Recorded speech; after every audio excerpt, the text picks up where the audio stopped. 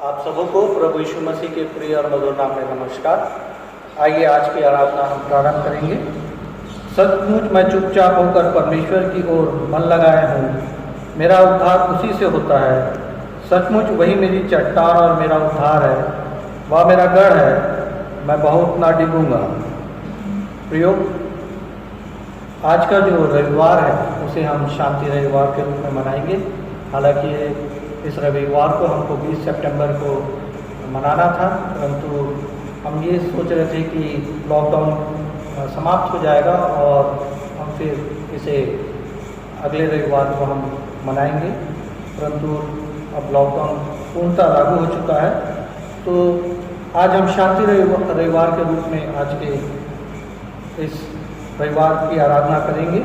और शांति रविवार का जो मुख्य उद्देश्य है, विषय है, वो इस प्रकार से है। यदि एक अंग दुख पाता है तो सब अंग उसके साथ दुख पाते हैं। संगति और एकजुटता के रूप में हम शांति देवें।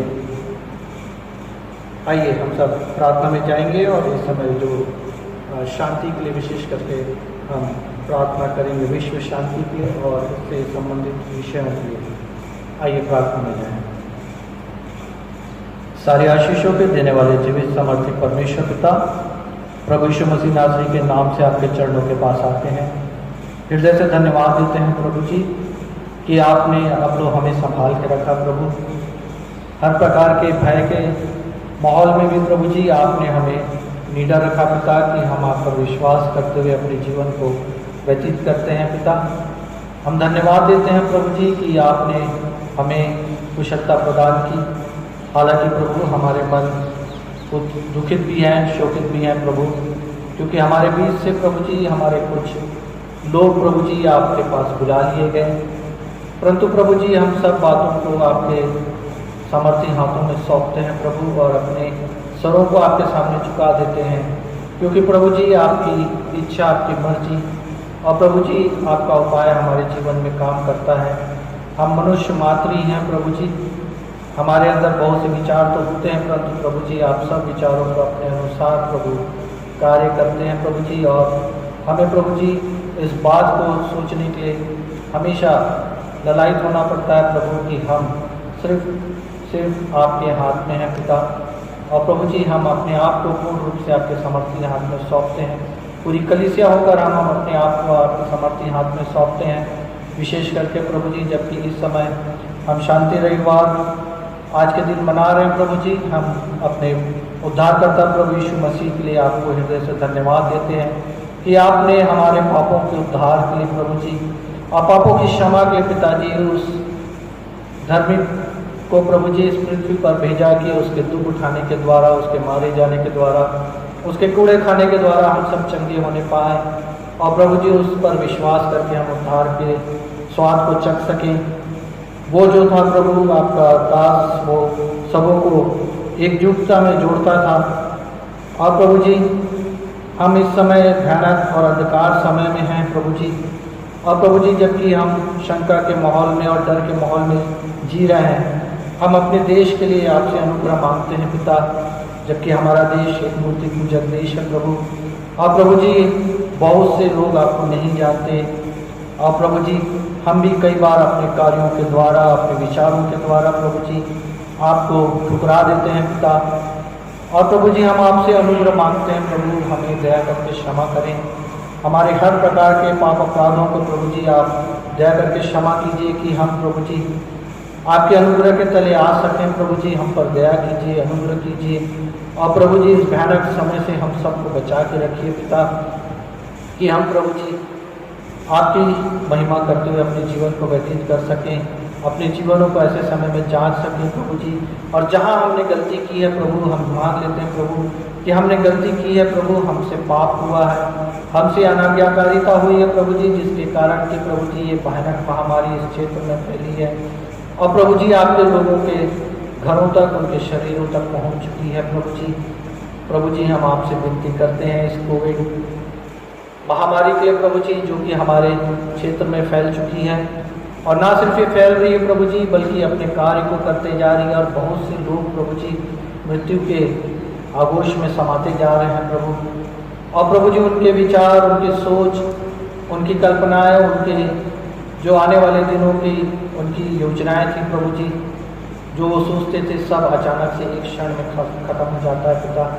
और प्रभु जी हम जो जीवित हैं वो इस बात पर मन लगाएं और सोचें प्रभु जी कि हम और हमारा जीवन प्रभु जी मात्र एक ओस की बूंद के समान है, मैदान के घास की समान है और उस फूल की समान है प्रभु जी, जो सुबह खिलता है और दोपहर के पहले मुरझा जाता है। प्रभु जी हम आपसे विनती करते हैं उन तूफानों के लिए प्रभु जी जो हमारे जीवनों में आए हुए हैं प्रभु जी, उसे दया करके दूर कीजिए और अनुग्रह कीजिए। कुछ दिनों पहले प्रभु जी टिड्डियों की महामारी से भी प्रभु जी हमारा देश ग्रसित था प्रभु, धन्यवाद देते हैं कि आपने हटाया प्रभु। फिर भी प्रभु जी हम सबको अपनी सुरक्षा के बारे में रखिए प्रभु जी, जबकि हमारे इस क्षेत्र में प्रभु जी नाना प्रकार के अपराधों का बढ़त हो रही है प्रभु जी, और नाना प्रकार के अत्याचार भी बढ़ते जा रहे हैं प्रभु जी। हम आपसे विनती करते हैं प्रभु दया करके अनुग्रह कीजिए कि प्रभु जी ये सब बातें रुक सकें।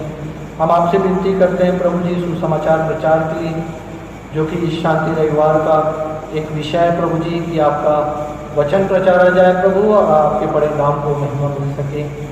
जबकि प्रभु जी हम आज शांति रविवार की प्रारंभ करते हैं प्रभु जी, इस पूरी आराधना पर आपकी आशीष का हाथ होने पाए। धन्यवाद के साथ इस प्रार्थना को प्रभु यीशु मसीह के जीवित पवित्र और समर्थी नाम से मांगते हैं, आमीन। आइए हम सब दो गीत गा लेंगे और हम सब निकालेंगे गीत का नंबर 393, उठो मसीह के लिए हे क्रूस के योद्धाओ, राज झंडा करो ऊंचा, ना हानि होने दो। आइए हम बड़े विश्वास के साथ इस गीत को गाएं, गीत का नंबर 393। उठो मसीह के लिए हे क्रूस के योद्धाओ, राज झंडा करो ऊंचा, ना हानि होने दो। वो जय पर जय प्राप्त करके सेना ले चलेगा, जब तक कि हर एक शत्रु आधीन ना होवेगा। उठो मसीह के लिए पहरू चिताता है, निश्चिंता से है हानि, उठाला छोड़ और भय, बुराई को हटा दो, निर्मल में वो आसपास, ईश्वर के नाम से लड़ो कि शत्रु होवे नाश।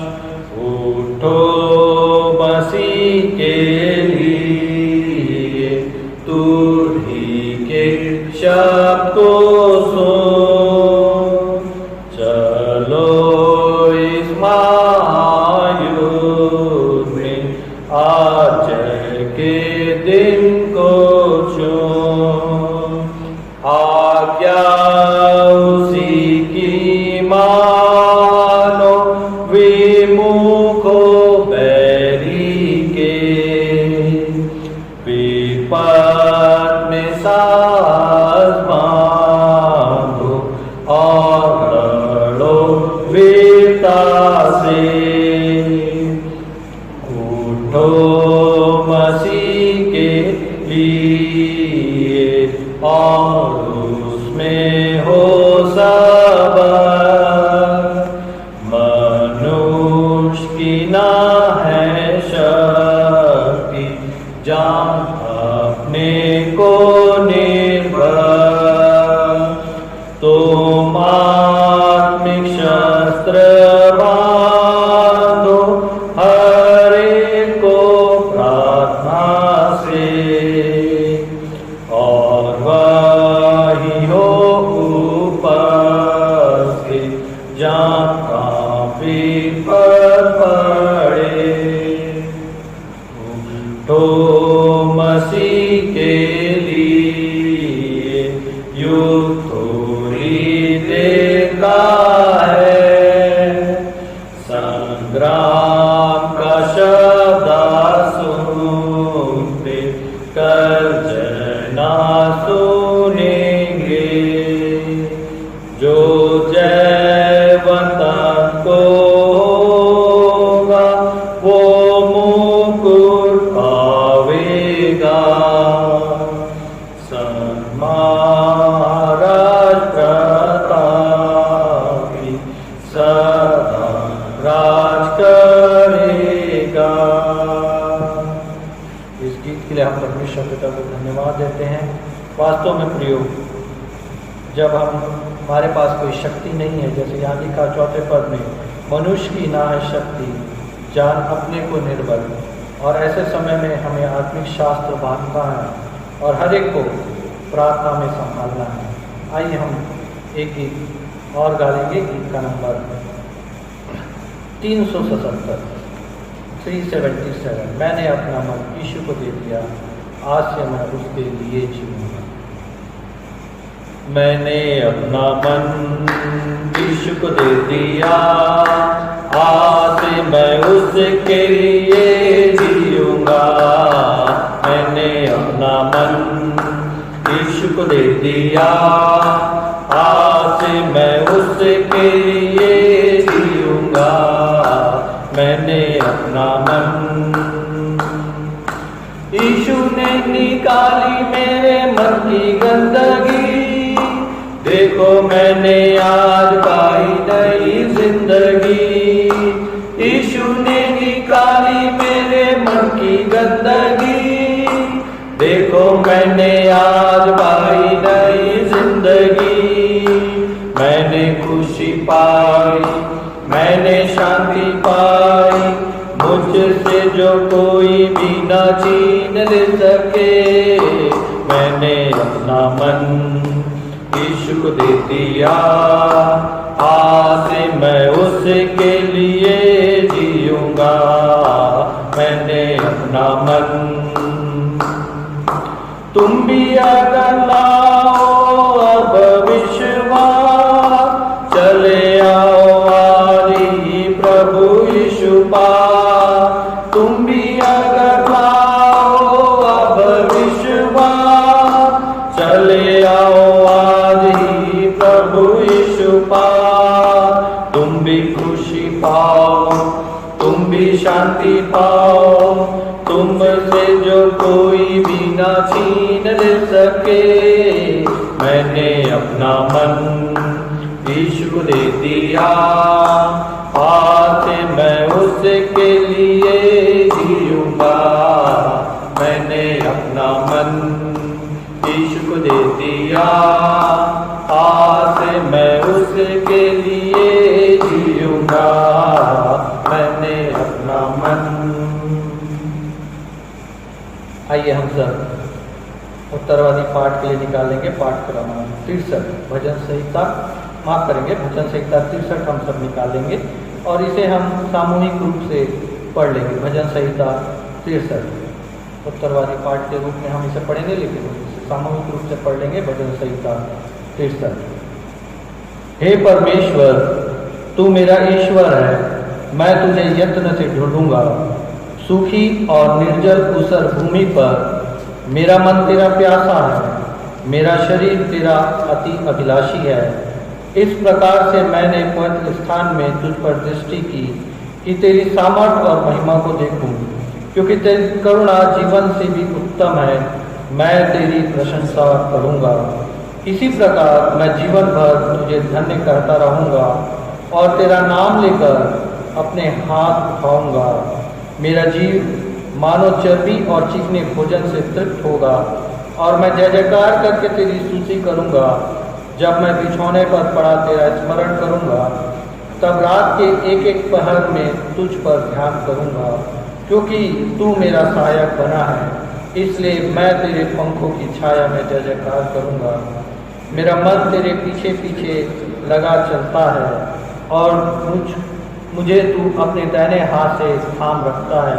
परंतु जो मेरे प्राण के खोजी हैं वे पृथ्वी के नीचे स्थानों में जा पड़ेंगे। वे तलवार से मारे जाएंगे और गिदड़ों का आहार हो जाएंगे। परंतु राजा परमेश्वर के कारण आनंदित होगा। जो कोई ईश्वर की शपथ खाए वह बड़ाई करने पाएगा, परंतु झूठ बोलने वालों का मुंह बंद किया जाएगा। परमेश्वर अपने इस पढ़े गए और सुने गए वचन पर आशीष का हाथ रखे। आइए हम सब अपने स्थानों में खड़े हो जाएंगे। हम विश्वास वचन बोलने के द्वारा अपने विश्वास को दृढ़ाएंगे। तत्पश्चात हम प्रभु की प्रार्थना में सहभागी होंगे। मैं विश्वास करता हूँ परमेश्वर पिता पर, जो स्वर्ग और पृथ्वी का सर्वशक्तिमान सृजनहार है, और उसके इकलौते पुत्र अपने प्रभु यीशु ख्रिस्त पर, जो पवित्र आत्मा से गर्भ में आया, कुमारी मरियम से उत्पन्न हुआ, पैंतुस पिलातुस की आज्ञा से दुख उठाया, क्रूस पर चढ़ाया गया, मर गया और गाड़ा गया, पाताल में उतरा, तीसरे दिन मृतकों में से जी उठा, स्वर्ग पर चढ़ गया और परमेश्वर सर्वशक्तिमान पिता के दाहिने हाथ जा बैठा है, जहाँ से वह जीवितों और मृतकों का न्याय करने को फिर आवेगा। मैं विश्वास करता हूँ पवित्र आत्मा पर, एक ही पवित्र ख्रिस्ट यानी कलीसिया, पवित्रों की संगति, पापों की क्षमा, देह के जीवन में और अनंत जीवन पर। आमीन। हे हमारे पिता, तू जो स्वर्ग में है, तेरा नाम पवित्र माना जाए, तेरा राज्य आवे, तेरी इच्छा जैसे स्वर्ग में पूरी होती है वैसे इस पृथ्वी पर भी पूरी हो। हमारे दिन भर की रोटी तू आज हमें दे, और जैसे हमने अपने अपराधियों को क्षमा किया है वैसे ही तू हमारे अपराधों को क्षमा कर, और हमें परीक्षा में ना ला, परंतु बुराई से बचा, क्योंकि राज, पराक्रम और महिमा सदा तेरी है। आमीन। कृपया करके अपना स्थान ग्रहण कर लें। प्रिय कलीसियाई प्रार्थना में हम सब सहभागी होंगे, और कलीसियाई प्रार्थना में जाने से पूर्व हम एक गीत गा लेंगे। और हम सब जानते हैं इस समय कि हम किस माहौल में अपने जीवन को व्यतीत कर रहे हैं, और कैसे इस पैंडेमिक के समय में प्रियो हमारे मन के अंदर कई एक बातें हैं जो सवाल बन के उठती हैं। और जब हम इस गीत को गाते हैं, प्रियो गीत का नंबर 83 हम सब निकालेंगे। इसमें एक बात कही गई है, मुक्ति दिलाई सुना, शांति दिलाई सुना। विश्वास के साथ हम इस गीत को गाएंगे। इसका पहला पद गाएंगे, तीसरा पद गाएंगे और पांचवा पद। पहला, तीसरा, पांचवा पद। मुक्ति दिलाई सुना, शांति दिलाई सुना, मुक्ति दिलाई सुना, शांति दिलाई सुना।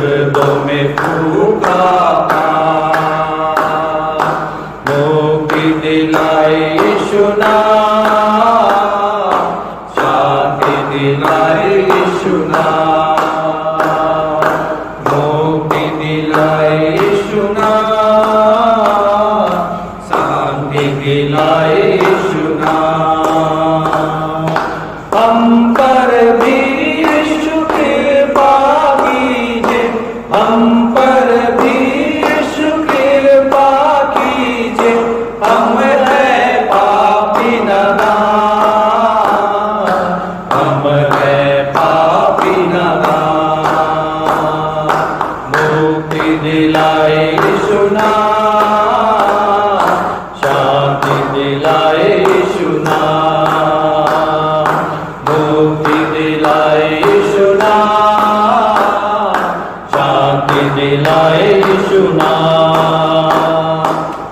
मुक्ति दिलाए यीशु नाम, शांति दिलाए यीशु नाम, मुक्ति दिलाए यीशु नाम, शांति दिलाए यीशु नाम, मुक्ति दिलाए यीशु नाम, शांति दिलाए यीशु नाम। आइए प्रार्थना करें। जीवित सामर्थ्य परमेश्वर पिता प्रभु यीशु मसीह के नाम से आपके चरणों के पास आते हैं, एक कलीसिया होकर के एक झुंड के रूप में प्रभु हम सब भेड़े आपकी ओर निहारते हैं। इस समय में पिता, जबकि हमने अपने जीवनों में बहुत पाप किया, हमने आपकी आज्ञा नहीं मानी प्रभु, हम आपकी मर्जी के विरुद्ध चले, हमने पाप किया। हमें जब मौका मिला पिता, तब हम आपके भवन में उपस्थित नहीं थे।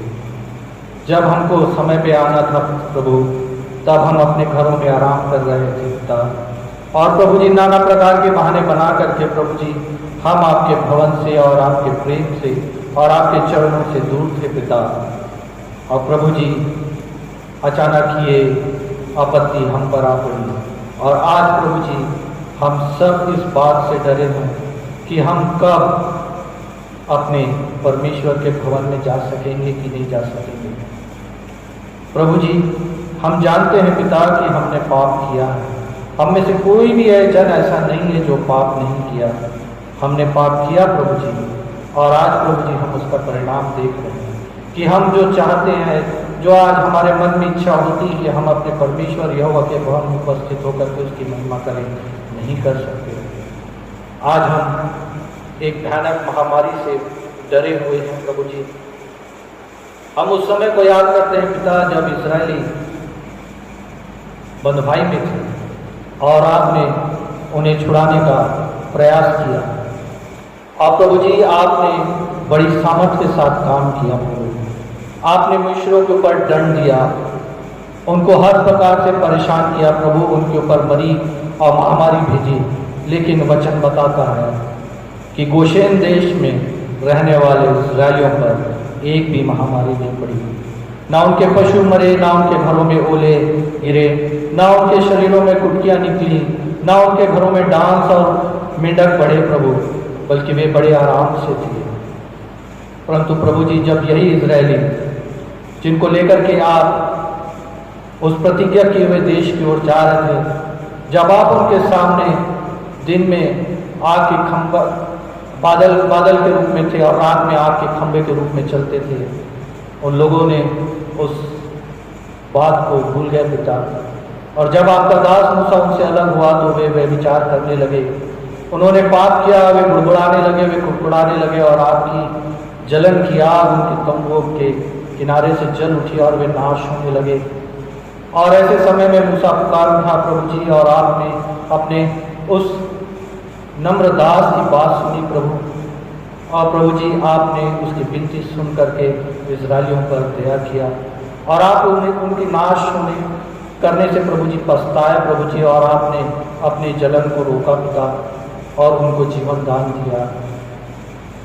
आज हमारी स्थिति भी ऐसी ही हो गई है प्रभु कि हम भी प्रभु जी अपने उन पापों के कारण, उन व्यभिचार के कामों के कारण, और प्रभु जी उन बुड़बुड़ाने कुड़कुड़ाने और लालच के कारण प्रभु जी हम आपसे दूर होते गए पिता।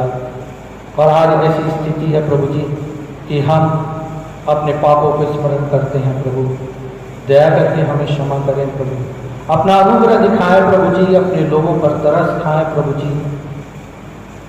जो भी मसीह कहलाता है प्रभु, आपका जो दास है या जो विश्वासी है प्रभु जी, जो विश्वासी कहलाता है प्रभु, हम एक कलीसिया होकर आपसे मांगते हैं पिताजी, उसके ऊपर ये अधलों के फाटक प्रबल ना होने पाए, ये महामारी उसके ऊपर प्रबल ना होने पाए, बल्कि प्रभु यीशु मसीह नासरी के नाम से एक एक परिवार, एक एक जन उस परिवार का और एक एक सदस्य प्रभु जी सुरक्षित रहने पाए। और प्रभु जी हम सब इस बात की गवाही देने वाले हो सके कि हमारा जीवित परमेश्वर यहोवा हमारे लिए कार्य करता है, वो हमारे सामने आके खड़ा हो जाता है। हम आपसे विनती करते हैं दया करके प्रभु जी इस महामारी और हमारे बीच में आप खड़े हो जाइए पिता, क्योंकि हम जानते हैं प्रभु जी कि आपकी आज्ञा, एक आज्ञा से प्रभु जी ये महामारी नाश हो जाएगी और हम जो विश्वासी हैं प्रभु जी इससे बच सकते हैं। ना सिर्फ हम अपने लिए विनती करते हैं प्रभु जी, बल्कि हम विनती करते हैं अपने क्षेत्र के लिए, अपने प्रदेश के लिए, अपने देश के लिए प्रभु जी, और इस विश्व के लिए भी प्रभु जी, कि प्रभु जी हाँ हम जानते हैं प्रभु जी कि पाप तो होता है, हर प्रकार की बुराई होती है, आपके लोग सताए जाते हैं, आपके दासों को मारा जाता है प्रभु जी। जैसे कि अभी पता चला प्रभु जी कि कोंडा गांव और बस्तर एरिया में प्रभु जी आपके लोगों को सताया जा रहा है। वे नहीं जानते प्रभु जी कि वे क्या कर रहे हैं और वे आपके लोगों को सताते हैं प्रभु जी, परंतु प्रभु आप दया और अनुग्रह करते हैं। और प्रभु जी हम आपसे विनती करते हैं, ऐसे लोग जो सताए जा रहे हैं, जो ऐसे समय में परीक्षाओं में पड़े हैं प्रभु जी, वे आपकी ओर से शांति पाने पाए, उन तक मदद पहुंचने पाए। पुलिस जबकि वहाँ पर है प्रभु जी, उनकी रक्षा कर सके प्रभु जी, और वे भले चंगे स्वस्थ रह सके प्रभु। और जिन भाइयों ने और जिन संस्था ने या जो भी ग्रुप है प्रभु जी, वो इस बात से डरे प्रभु जी कि उनके लिए पैने पे लात मारना कठिन है, वे आपकी सामर्थ को पहचानने पाए स्वामी, क्योंकि प्रभु आप ही एक जीवित सामर्थ्य परमेश्वर यहोवा है।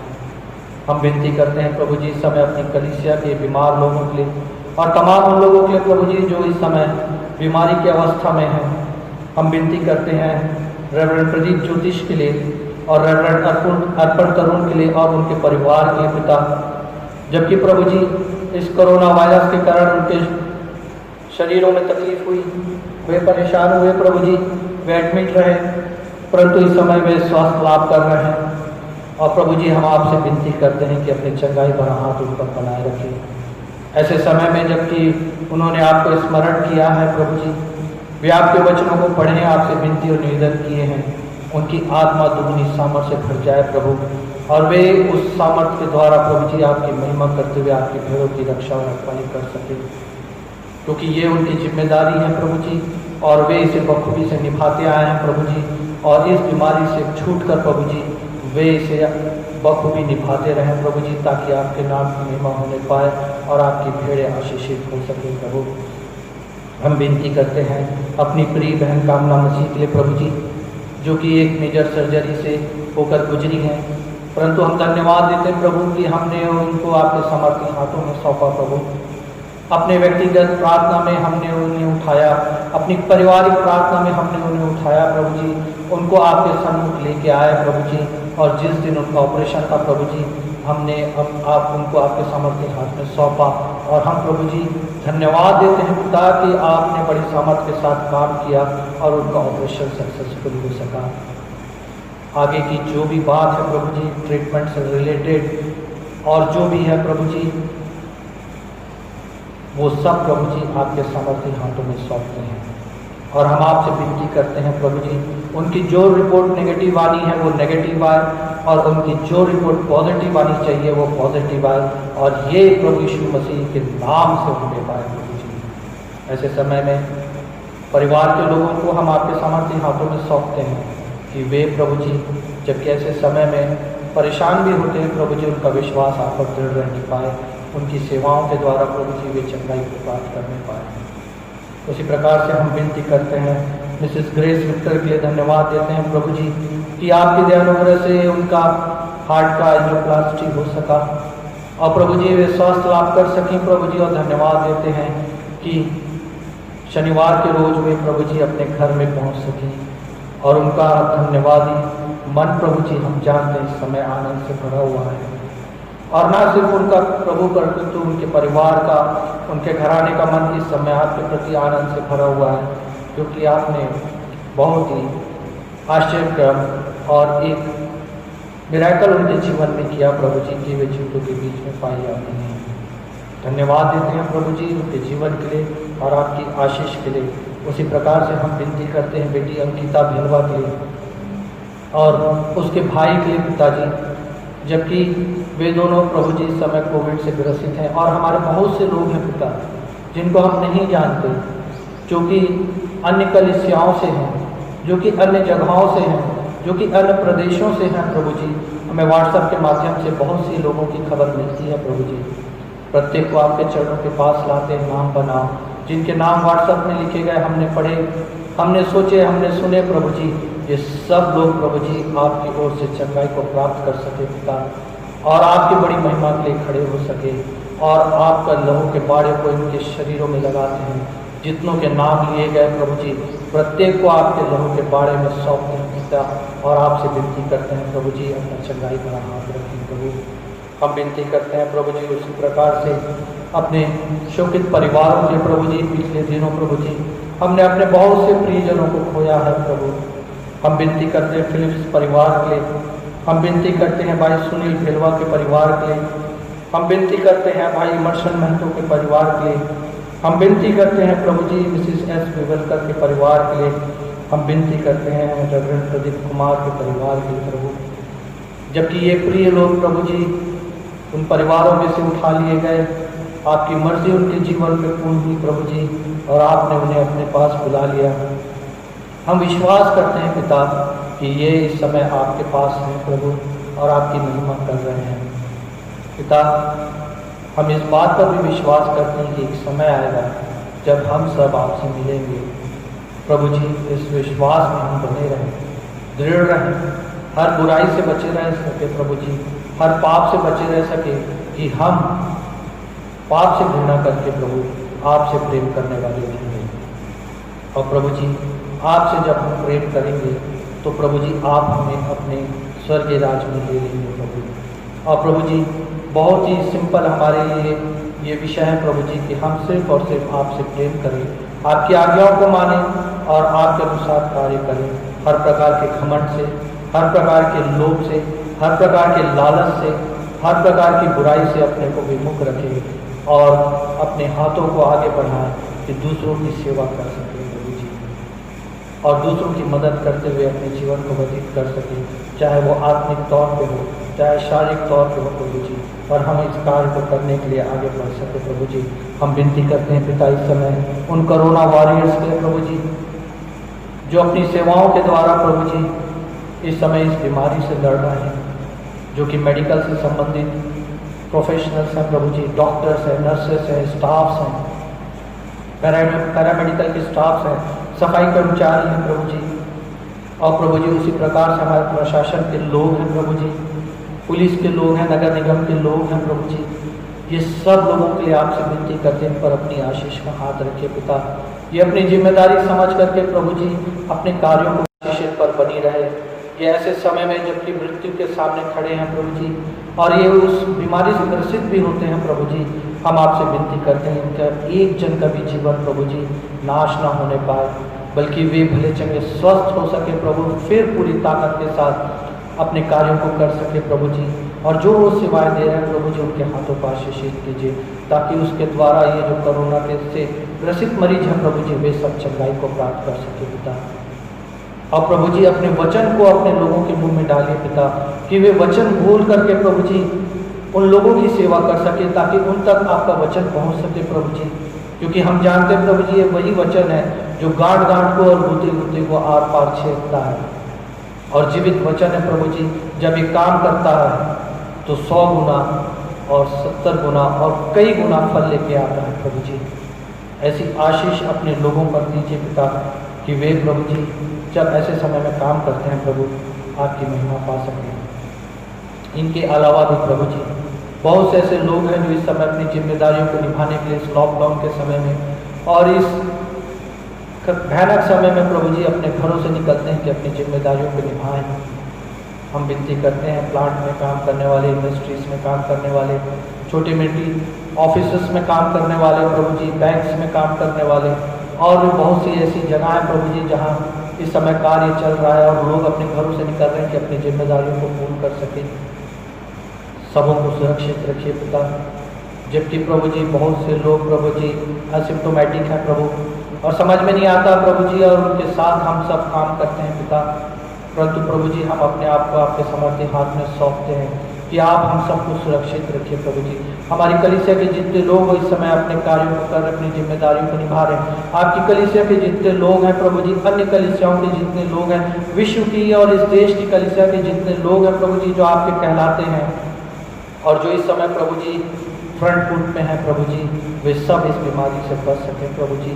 आप दया कर सकते हैं प्रभु जी, आप अनुग्रह करने वाले परमेश्वर हैं, आप स्वामी दया के सागर हैं प्रभु जी। आप अपनी दया दिखाइए पिता, ताकि लोग चंगाई प्राप्त कर सकें और जो चंगे भले हैं प्रभु जी वे बच सके पिता, और इस बात की गवाही दे सके कि देखो मेरे परमेश्वर यहोवा ने कैसे मुझको बचाया। और आपका भवन प्रभु जी एक समय ऐसा आने पाए कि भर जाए, खचाखच भरा रहे प्रभु जी, और लोग गवाही देने के लिए प्रभु जी अपनी बारी का इंतजार करने पाए प्रभु जी। प्रभु जी हम जानते हैं ये कार्य आप करने वाले हैं, क्योंकि प्रभु जी आप हमारे पापों को क्षमा करने वाले एकमात्र परमेश्वर यहोवा हैं जो दया करते हैं। धन्यवाद देते हैं प्रभु जी इन वचनों को और इन प्रार्थनाओं को सुनने के लिए प्रभु जी, इन गीतों को जो हमने आपके सामने गाया प्रभु जी, धन्यवाद देते हैं प्रभु जी कि हम गा सके प्रभु जी। जबकि प्रभु जी हम अपने आप को आपके समर्थी हाथ में सौंपते हैं, हम आपसे विनती करते हैं प्रभु जी, आप हमारा परमेश्वर, हमारा यहोवा, हमारा उद्धार करता हूँ प्रभु जी, और आप हमें संभाले प्रभु। आज के वचन के प्रचार पर आशीष का हाथ होने पाए प्रभु जी। हम अपने जवान पासबान को आपके समर्थी हाथ में सौंपते हैं, अपनी सामर्थ्य में परिपूर्ण रखिए। जबकि आज वो शांति रविवार के ऊपर अपने वचन का प्रचार करते हैं प्रभु जी, आपका जो ज्ञान और जो बुद्धि की आत्मा आपने उन्हें दी है, जो समझ की आत्मा आपने उन्हें दी है, वो प्रबलता के साथ आज काम करने पाए। तमाम बातों का आपके समर्थ्य हाथ में सौंपते हुए प्रार्थना प्रभु यीशु मसीह के जीवित पवित्र और समर्थी नाम से मांगते हैं, आमीन। जय मसीह की। आप सबों के लिए इस समय अवसर होगा कि हम अपने अपने वचन को अपने हाथों में लें और धर्मशास्त्र को लेकर के हम तैयार रहें कि जबकि हमारे पासबान पास्टर विकास जैन आज के वचन को हमारे बीच में लाते हैं, तो हम बड़े धैर्यता के साथ, बड़े आनंद के साथ, गंभीरता के साथ परमेश्वर के उपस्थिति में और आत्मा की उपस्थिति में आज के वचन को ग्रहण कर सके। पास्टर विकास जैन इस समय अवसर आप सबों को जय मसीह की।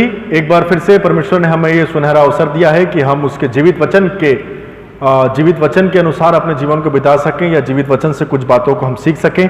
जैसा कि अभी डिकन विपुल विक्टर जी ने आपको बताया कि आज का जो रविवार है वो एक शांति रविवार के रूप में हम मना रहे हैं, और पीस संडे जो कि हर साल ये मनाया जाता है हमारे पूरे समस्त MCI की कलीसियाओं में, इसी समय पर हम लोग जो है वो पीस संडे मनाया करते हैं, और सामूहिक रीति से भी हमने इसको मनाया है, और बहुत सारे एक्टिविटीज़ को हमने पिछले समय भी किया है।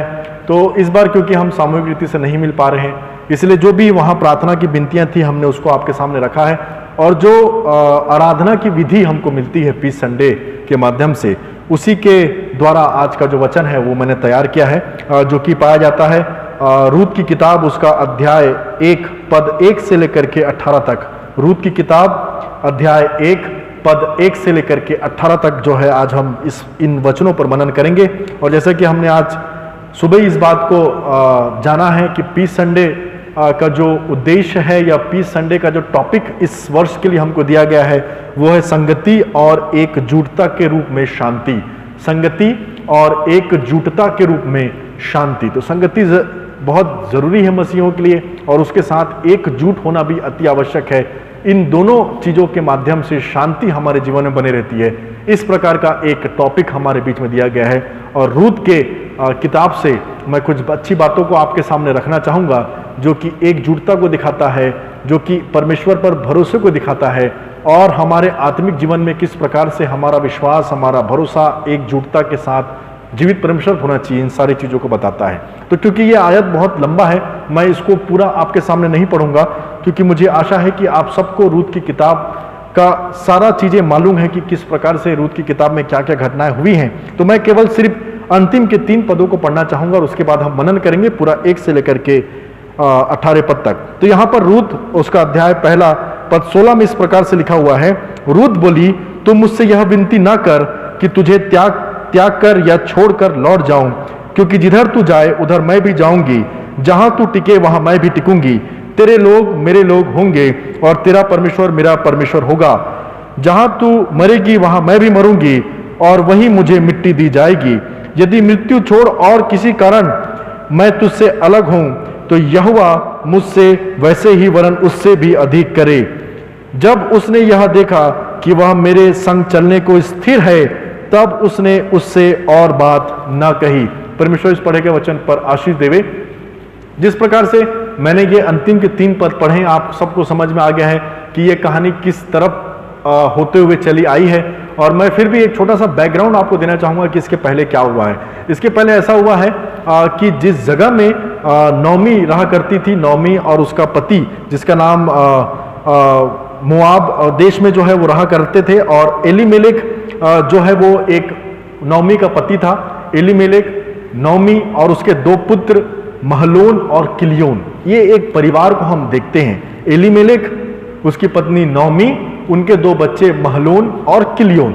तो ये लोग जिस जगह पे रहा करते थे उस जगह पे अकाल की स्थिति आ गई थी, कुछ खाने को नहीं मिलता था, कुछ ऐसी कठिन परिस्थिति आ गई थी जिस कारण इनको वो जगह छोड़ करके जाना पड़ा और दूसरे जगह जाकर के अपने जीवन को बिताने का उनको एक प्रयास करना पड़ा। दूसरे जगह दूसरे लोगों के साथ, दूसरी संगति में, दूसरे लोगों के ग्रुप में रह करके उनको वो अपना जीवन यापन को करने की आवश्यकता आन पड़ी। तो जिस प्रकार से ये परिवार जो था वो मोआब देश को गया, और ये पहले थे यहूदा के बैतलहम के एक पुरुष, ऐसा लिखा हुआ है पहली पद में, यहूदा के बैतलहम में रहने वाले ये लोग थे जो कि उस जगह को छोड़ करके मोआब देश को चले गए थे। और जब मोआब देश को जाते हैं तो आगे आगे चल के हम देखते हैं कि किस प्रकार से एलीमेलेक जो था उसकी मृत्यु हो जाती है, और नौमी का जो पति एलीमेलेक था वो किसी कारणवश उसकी मृत्यु हो जाती है। और उसकी मृत्यु के कुछ समय पश्चात उसके जो दोनों बेटे थे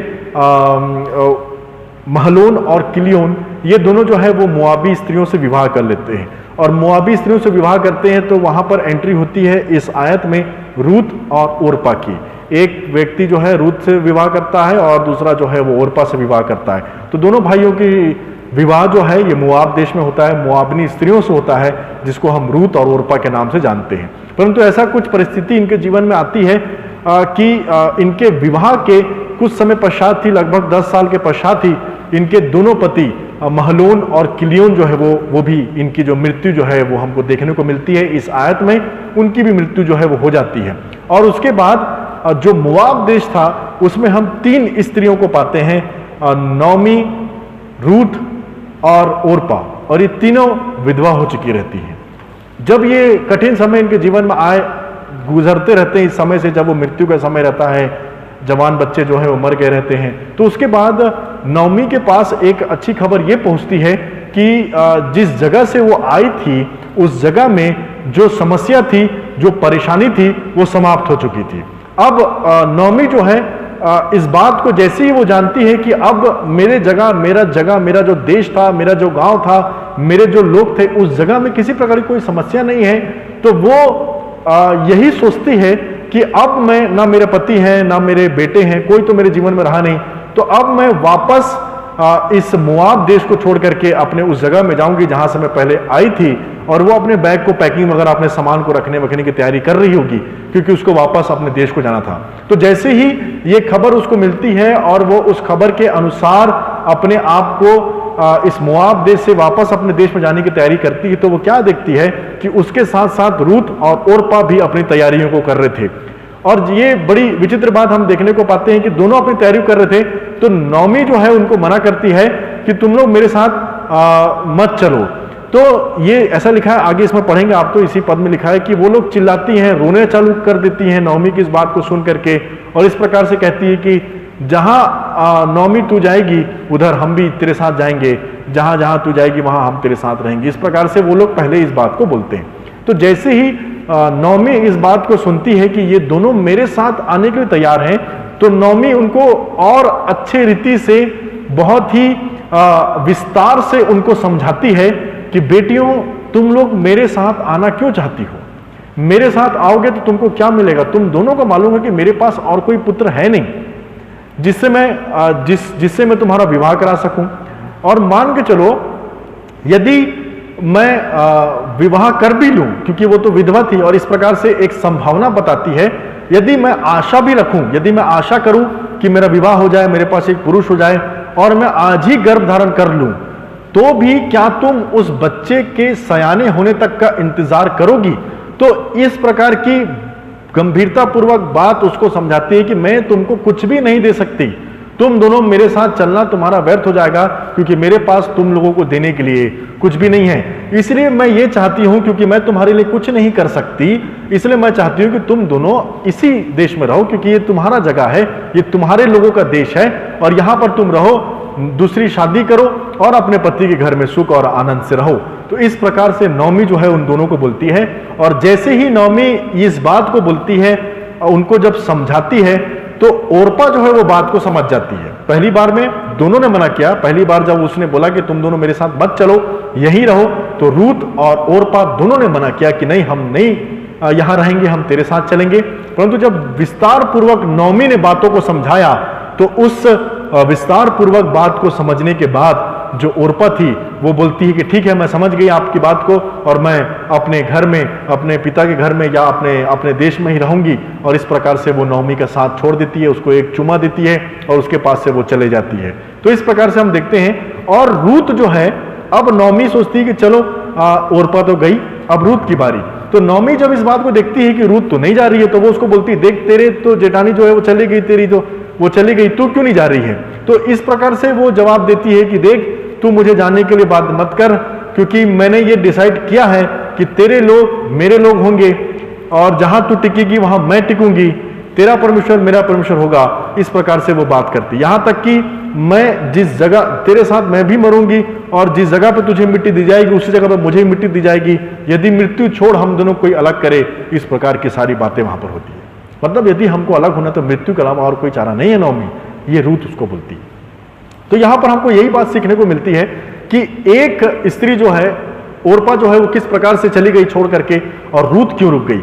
ऐसा क्या बात थी नौमी के जीवन में या रूत के जीवन में जो उसको साथ देने के लिए उसको मजबूत, वो बोलना चाहिए साथ देने का उसके अंदर स्वभाव आ गया, साथ देने वाली एक बात उसके अंदर आ गई। जिस प्रकार से हम आज शांति के विषय में देख रहे हैं, संगति और एकजुटता के रूप में शांति। तो यहां पर हम देखते हैं, सबसे पहली बात यह है कि इस रूत की किताब को समझने के लिए एक लॉ है जिसको हम लेवरेट लॉ के नाम से जानते हैं। लेवरेट लॉ इस बात की कुंजी है, इस बात की है कि हमको किस प्रकार से ये किताब समझ आ सकती है आसानी से। तो यहां पर हम जब देखेंगे तो क्या देखते हैं कि लेवरेट लॉ के अंदर ये लॉ हुआ करता था कि यदि एक व्यक्ति किसी स्त्री से शादी किया है और वो व्यक्ति बिना एक पुरुष बच्चे दिए उस स्त्री को मर जाता है, तो उस पुरुष का जो भाई हुआ करता था उसको उस विधवा स्त्री से, अपने भाई की विधवा से शादी करनी पड़ती थी।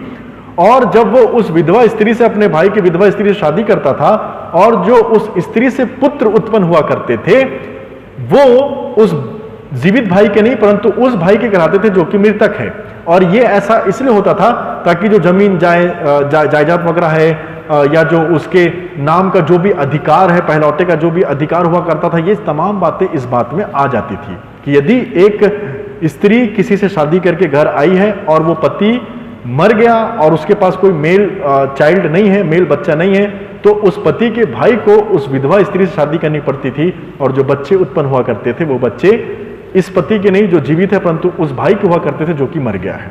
तो इस प्रकार से लेगेसी जो है वो आगे बढ़ते चली जाती थी। तो ये एक नियम था। तो ये जो रिश्ता जो यहां पर रूत और ओरपा का नौमी के साथ था, वो ऑब्लिगेशन का था और एक्सपेक्टेशन का था।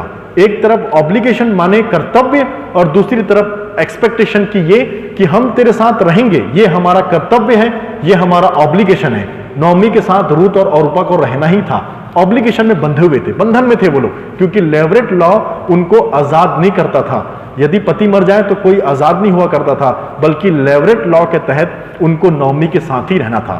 तो पहला ऑब्लिगेशन और दूसरा एक्सपेक्टेशन, वो रहते जरूर, परंतु रहने के साथ साथ एक शर्त थी, एक आशा थी, एक उम्मीद थी, एक एक्सपेक्टेशन था कि यदि हम तेरे साथ रहेंगे तो हमारा विवाह कराना तेरे हाथ में है। उनका आगे का भविष्य, उन दोनों स्त्रियों का जीवन बनाना, उन दोनों स्त्रियों को बिहाना, उनके वैवाहिक जीवन की प्रबंध करना, ये नौमी की जिम्मेदारी हुआ करती थी। इसीलिए नौमी यहां पर उनको जब दूसरी बार में समझाती है तो बड़े विस्तार पूर्वक समझाती है कि देखो, मेरे पास और कोई पुत्र नहीं है, और मान के चलो यदि मैं ये आशा भी रखूं कि मेरा पति है, आज ही मैं गर्भ धारण करूं, तो भी क्या तुम सियाने होने तक, उस बच्चे के सियाने होने तक रुकोगे? तो ये नौमी ये तमाम बातें उनको क्यों बोलती है? इसलिए बोलती है क्योंकि वो ये लेवरेट लॉ को जानती थी और कहीं ना कहीं नौमी को ऐसा लगा कि ये दोनों ओरपा और रूथ मेरे साथ इसलिए जाना चाहती है क्योंकि ये बंधन में है, उस लॉ की गिरफ्त में है।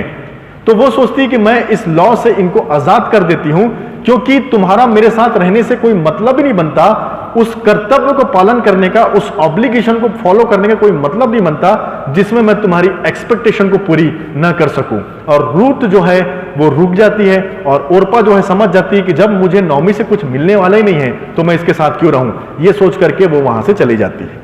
तो यहां पर हमको आज की दुनिया में हमको ये बहुत देखने को मिलता है कि रूप और ओरपा ये दोनों स्त्रियों का कैरेक्टर हमको देखने को मिलता है, परंतु दुख की बात यह है कि ओरपा का कैरेक्टर हमको आज की दुनिया में बहुत ज्यादा देखने को मिलता है, परंतु रूथ के कैरेक्टर के लोग बहुत कम हो गए हैं।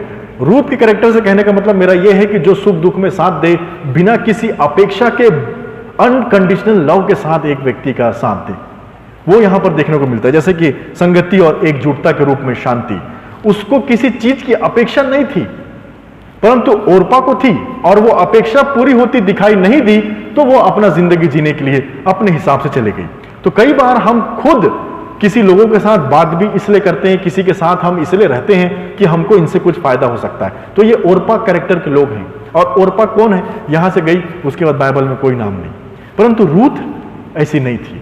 और क्यों ऐसी नहीं थी वो भी हमको देखने को मिलता है, जो कि 16वें पद में है कि क्यों नॉर्मल व्यक्ति यही करता जो ओरपा ने किया। आज भी यदि हम किसी से सलाह लें तो अच्छे से अच्छे लोग यही सलाह देंगे कि भैया जब नौमी ने आपको लेवरेट लॉ से आजाद कर दिया है, जब वो बोल रही है कि तुम लोगों को मेरे साथ जबरदस्ती रहने की जरूरत नहीं है, मैं तुमको आजाद करती हूं उस बंधन से जो तुमको मेरे साथ रहने के लिए मजबूर करता है, क्योंकि मेरे पास तुमको देने के लिए कुछ नहीं।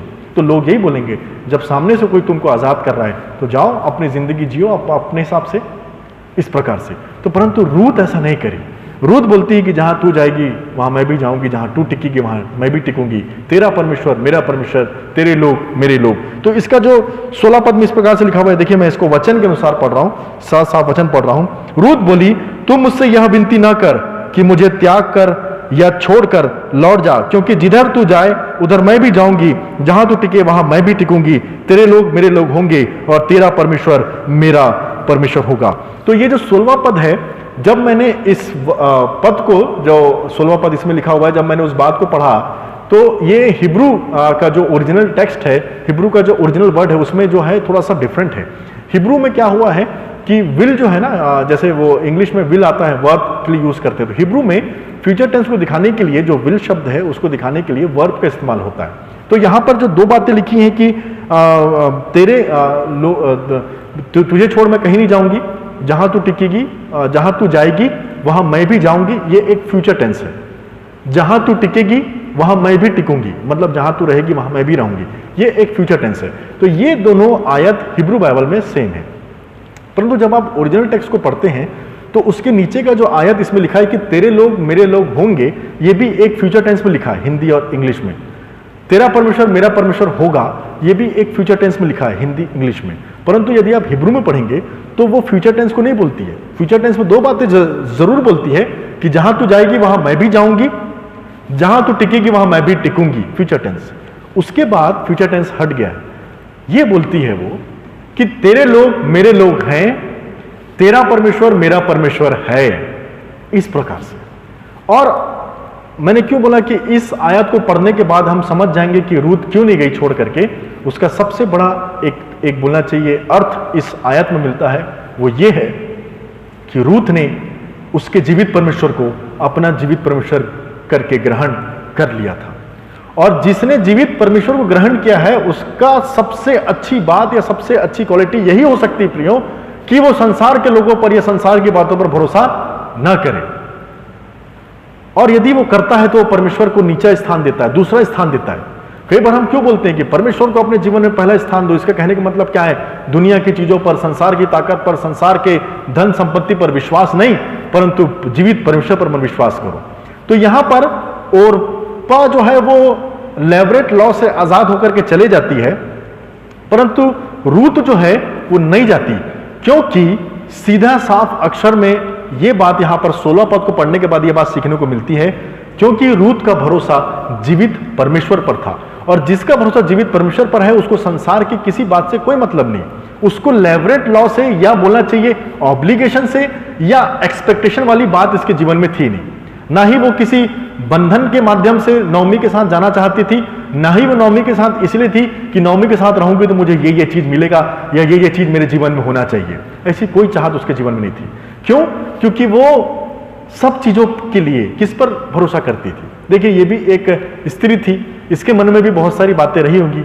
इसके मन में भी ये इच्छा रही होगी कि मुझे भी कोई पति मिले, मेरे भी बच्चे हों, संतान उत्पन्न हो रही होगी, परंतु उस इच्छा के लिए वो नौमी के ऊपर डिपेंड नहीं थी, क्योंकि उसको ये बात मालूम था कि मेरी जो इच्छा है कि मैं विवाहित हूं, मेरे संतान उत्पन्न हो, या जो भी चीजें मेरे भविष्य की बातें हैं, उस भविष्य की बातों पर मैं किसी मनुष्य पर भरोसा करके कैसे जीऊं।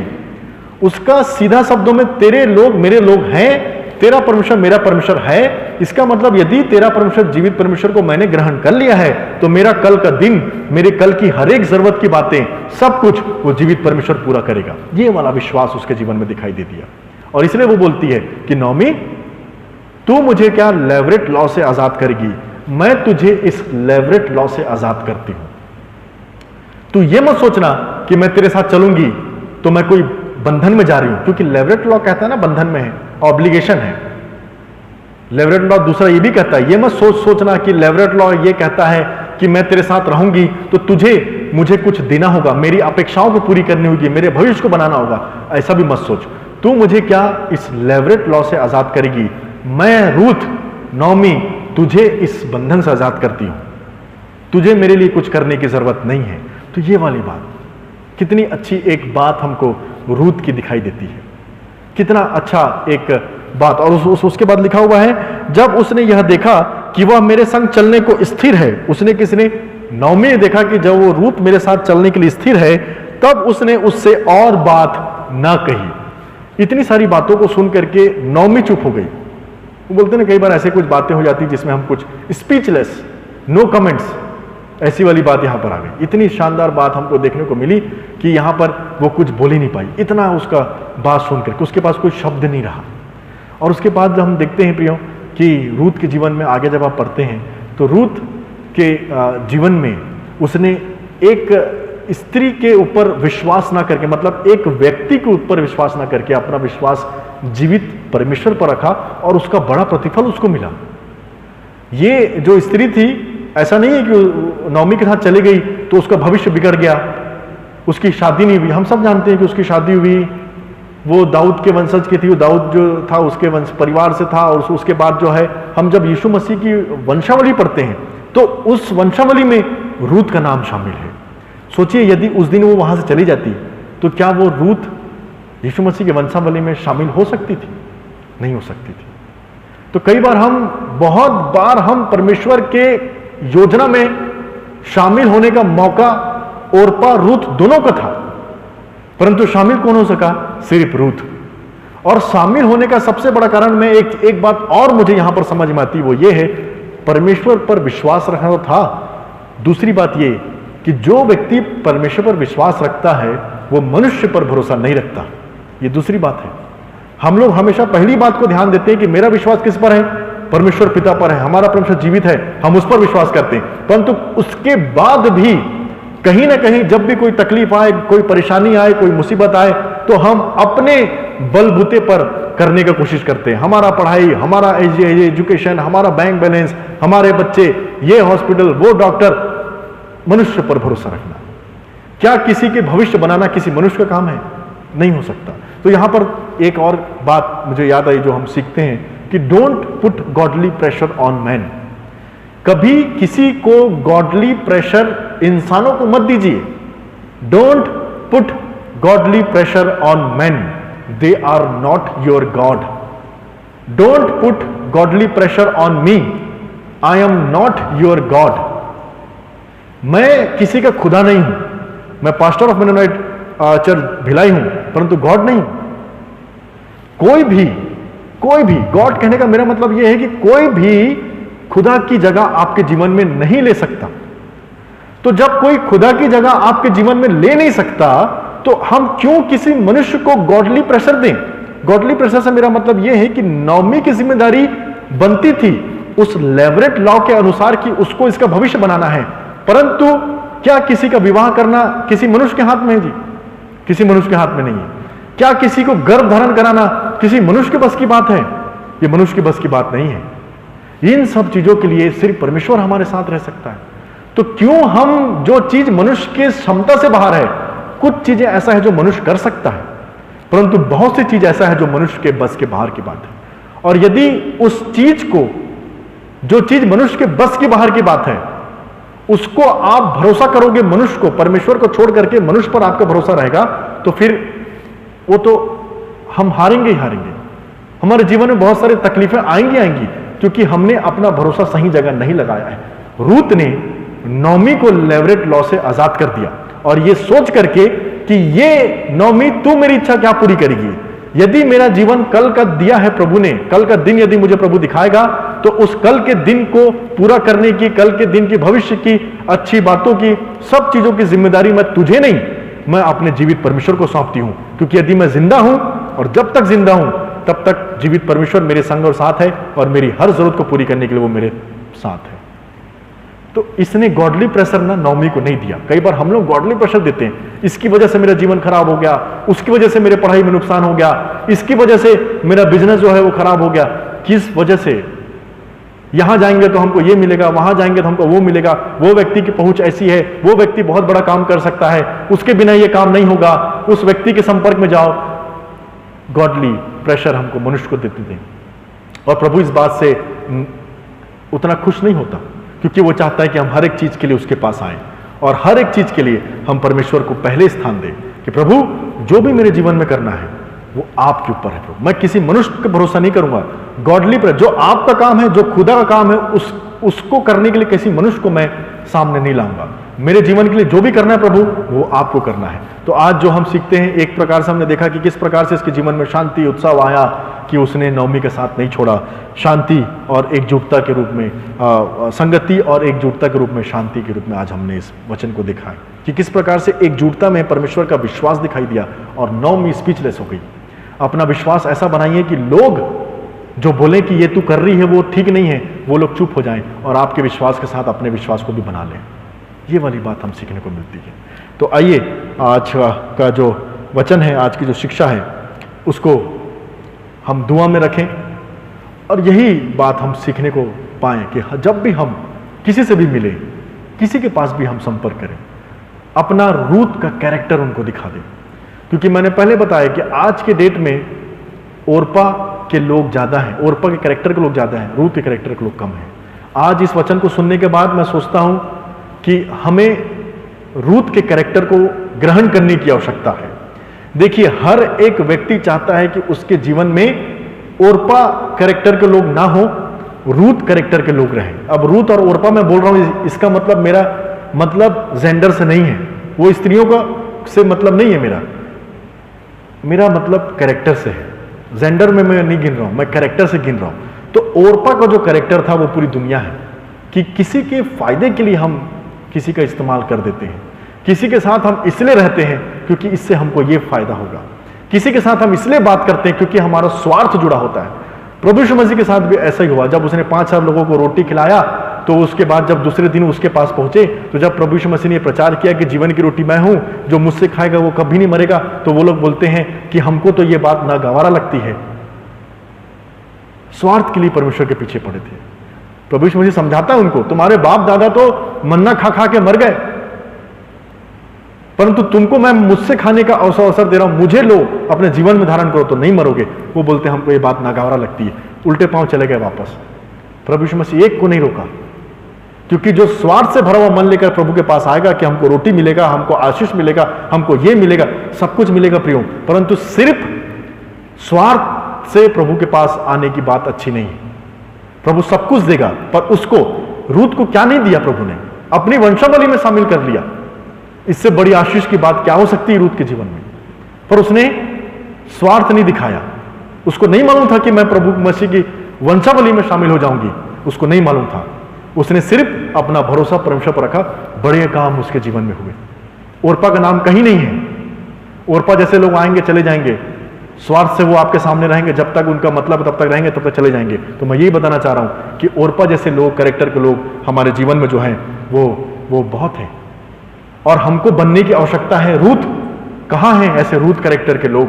आज इस वचन के माध्यम से मेरा आपको यही उत्साहवर्धन करना है, यही सिखाने का मेरा प्रयास है कि हम सब रूथ के कैरेक्टर के लोग बन जाएं, जो बिना स्वार्थ के लोगों का साथ दे, लोगों से बहुत प्रेम करें, परंतु अपेक्षा अपने जीवित परमेश्वर से रखें।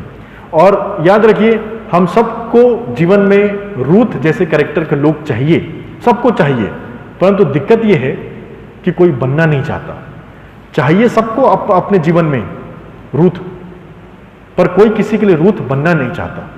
तो आज मैं आप लोगों को एनकरेज करूंगा कि अपने जीवन में यदि आपके पास रूथ नहीं है ना, तो मत इंतजार करिए रूथ के आने का, खुद रूथ बन जाइए, खुद रूथ का स्वभाव कैरेक्टर अपने जीवन में ले आइए, ताकि कोई आपको मिले ना तो आपको पाकर के किसी और के रूथ को पाने की इच्छा पूरी हो जाए। कोई और होगा ना जिसको रूथ जैसा कैरेक्टर का एक इंसान अपने जीवन में चाहिए होगा।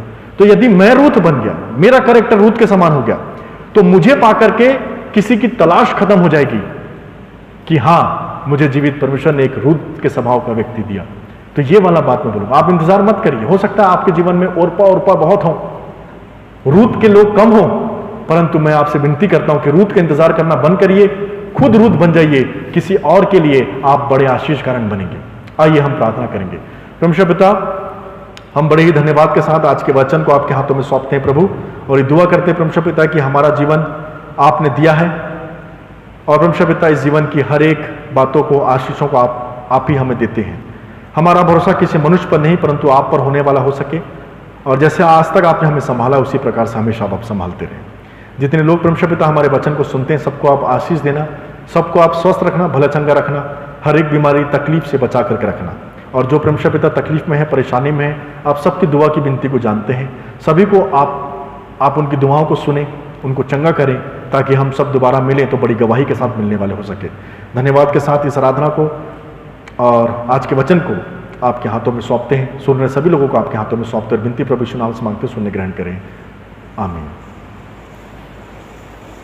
इन सुंदर प्रेरणादायक वचनों के लिए हम पास्टर विकास चैनल का हृदय से धन्यवाद करते हैं, और परमेश्वर पिता को धन्यवाद देते हैं कि हमारे बीच में उन्होंने इस जवान भाई को भेजा है, जो कि परमेश्वर की ज्ञान से और बुद्धि से परिपूर्ण होकर के वचन को हमें बताते और समझाते हैं, और हम सब लाभान्वित होते हैं और आशीषित होते हैं। सबसे बड़ी बात यह है।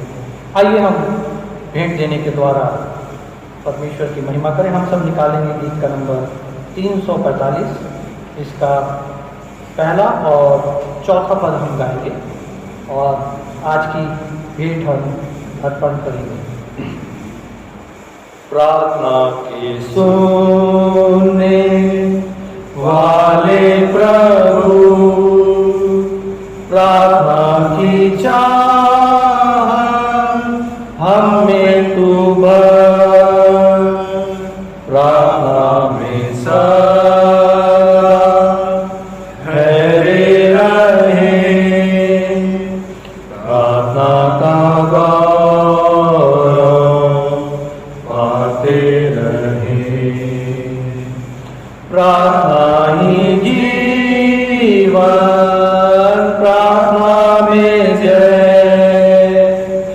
जीने के लिए नियम ये है, प्रार्थना ही जीवन, प्रार्थना में जय, जीने के लिए नियम ये है, आत्मा के बोझा आंसुओं के साथ रातों दिन तेरे लोगों के साथ, प्रार्थना की सेवा करने हेतु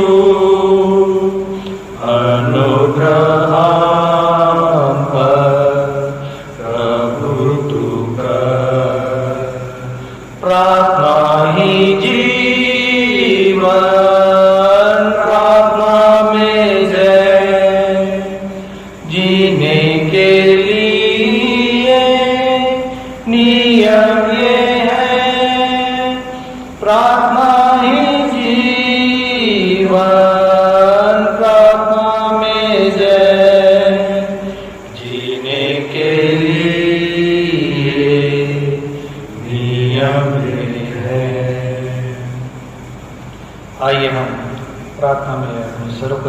करेंगे और इस समय हम भेंट के लिए प्रार्थना करेंगे, साथ ही साथ उनके लिए भी प्रार्थना करेंगे जिनके जन्मदिन पिछले दिनों थे और शादी की सालगिरह थी।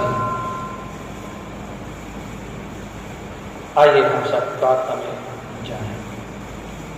सारी आशीषों के देने वाले समर्थी परमेश्वर पिता, हृदय से धन्यवाद देते हैं प्रभु जी कि आपने हमारे हाथों को आशीषित किया प्रभु जी, हमारे जीवन पर अपनी आशीष का हाथ रखा प्रभु जी, और हमें किसी भली वस्तु की घटी या कमी होने नहीं दी प्रभु जी। और ऐसे समय में प्रभु जी जबकि हम पिता आपके चरणों के पास आते हैं प्रभु जी, और हम सब ने अपनी भेंटें आपको दी है पिता, हम आपसे विनती करते हैं प्रभु जी, बड़ी दया करके प्रभु जी इन भेंटों को ग्रहण कीजिए और अपने राज में इसे स्वीकार कीजिए पिता। जिन्होंने अपना धन्यवादी मन प्रकट किया प्रभु जी, उन पर भी आशीष का हाथ रखिए पिता। हम विनती करते हैं उन जोड़ों के लिए जिनके पिछले सप्ताह प्रभु जी विवाह के वर्षगांठ रही होगी पिता, उन सब पर अपनी आशीष का हाथ रखिए, उनके धन्यवादी हृदय को ग्रहण कीजिए प्रभु जी। उसी प्रकार से हम विनती करते हैं प्रभु जी अपनी प्रिय बेटी शाइनी के प्रभु जी, उस पर भी अपनी आशीष का हाथ रखिए प्रभु, उसके धन्यवादी हृदय को ग्रहण कीजिए पिता।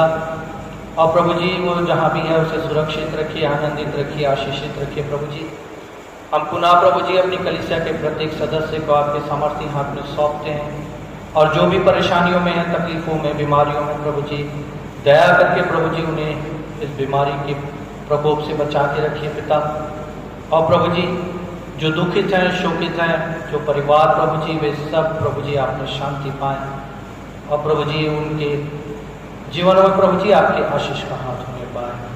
इन भेंटों को दया करके कबूल कीजिए प्रभु जी। धन्यवाद के साथ इस प्रार्थना को प्रभु यीशु मसीह के जीवित पवित्र और सामर्थी नाम से मांगते हैं, आमीन। आइए हम सब अपने स्थानों में खड़े हो जाएं। हम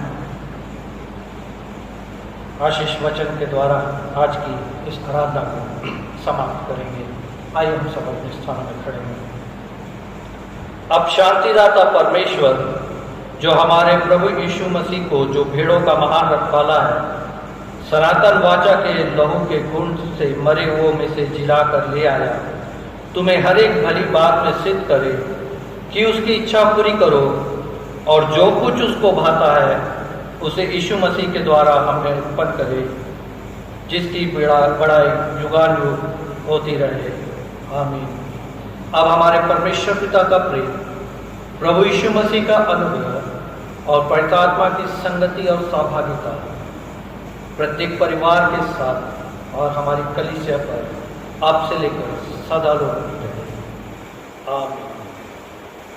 पवित्र आत्मा पिता पुत्र इन तीनों की हो बेस्तु, जैसा कि वो आरंभ में था, अब और सदा रहेगा,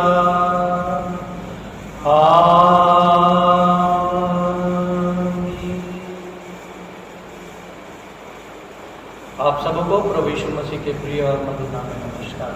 जय मसीह।